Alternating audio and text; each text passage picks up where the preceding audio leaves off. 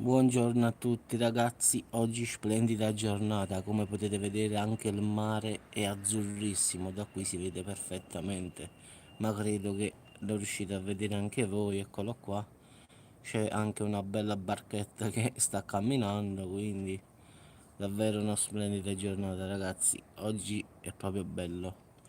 Ieri, mamma mia, ieri è una cosa esagerata.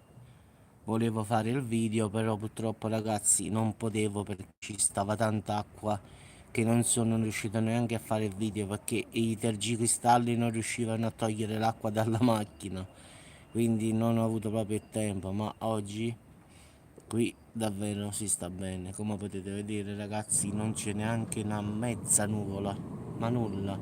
Il mare è azzurrissimo, si vede da qua. Bello, ci sta pure una barchetta a mare.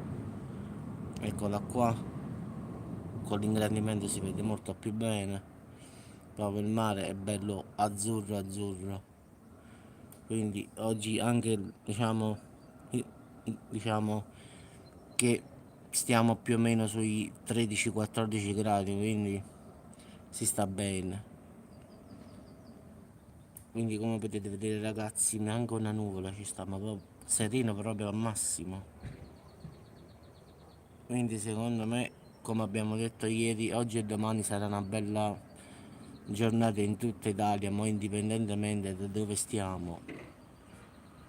Ragazzi vi auguro buona giornata a tutti. Qui a Salerno ragazzi il tempo è eccezionale, il mare è bello azzurro azzurro, quindi credo che oggi non ci sarà niente, proprio bello pulito al massimo,